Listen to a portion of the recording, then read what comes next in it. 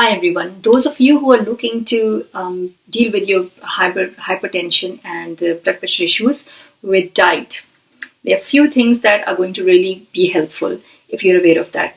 When you start your regime and you start changing your diet, you might notice that within the first week of you changing your diet, you should be prepared for this. You might experience things in your gut.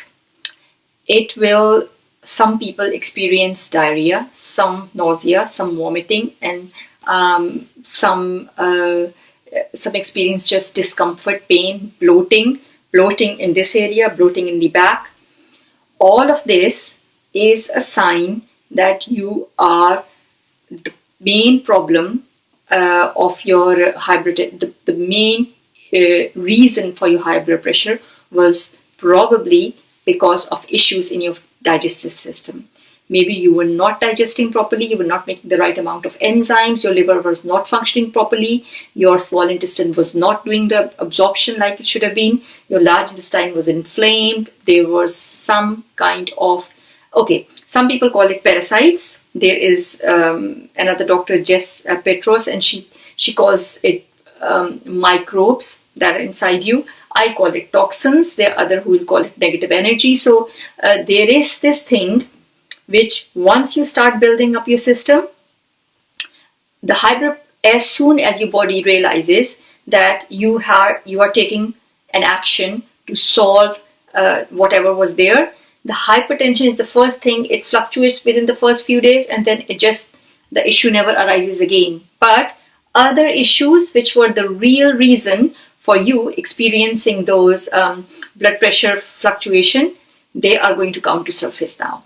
So discomfort in your alimentary canal or changes in your routine or feelings is signifying and pointing that you have hit the nail on the spot.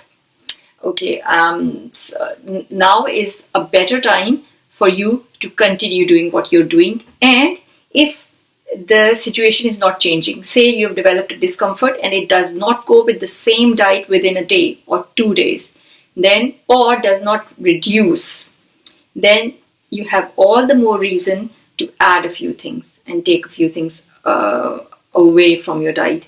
But most likely you'll just have to add something and then those symptoms are going to go away.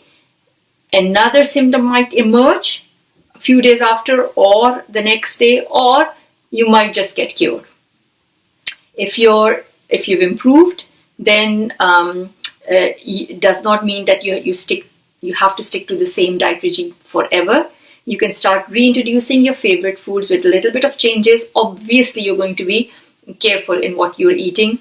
Once you have realized and once you have pinpointed the culprits in your food which were giving you these problems, and once your immune system is strengthened, you will lose the craving for any food that was giving you these problems.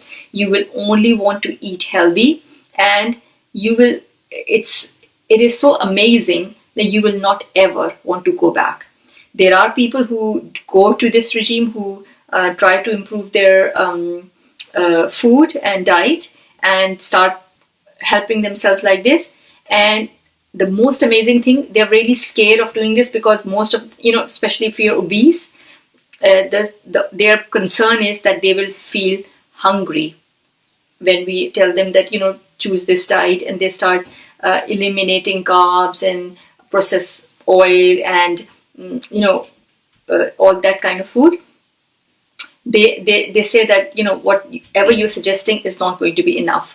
In the beginning, they will have craving, but very soon it's going to wear off.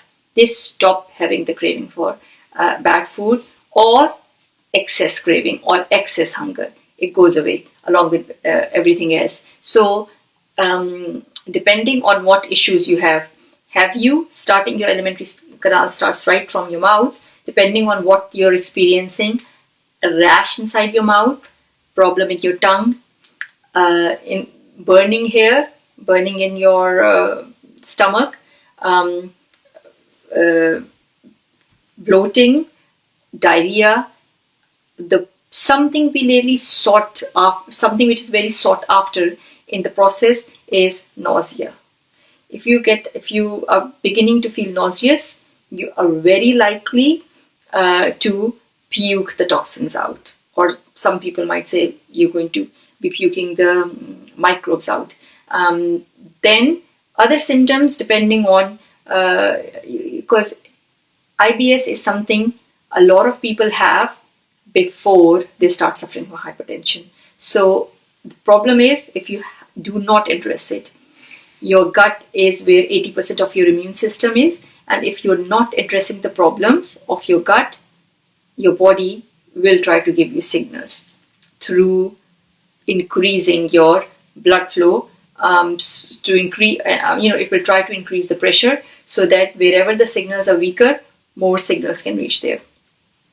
So you can experience constipation, diarrhea. Constipation is diarrhea means your immune system still needs a lot of work, but constipation can be addressed more easily, and with the right changes, once the right amount of energy starts flowing, it's to do with, many people have different experiences according to which area has accumulation of toxins. So in the same meridian, you'll have many organs attached, and usually the toxins go from one to another. Liver has a connection to your respiratory tract, and your bones have arthritis-like symptoms are also in the same meridian. So in which order, how many of the organs have accumulated this, it's going to vary. But these are the things that you should be looking for, and these are the things which you would consider to be not productive, and they actually are.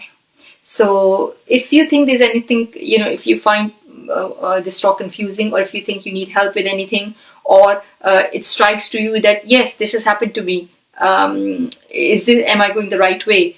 Any questions, feel free to ask us. We will tell you what you need to add or take away from your diet, or what can be more helpful. This was just intended, this little talk was just intended for our Facebook group. But if you want to get added to it, to get more information, because there's information available there. If you want to book a call, feel free to do that. If you want to join our training, you're welcome to do any of that. We will be there to help you no matter what. Thanks. Bye.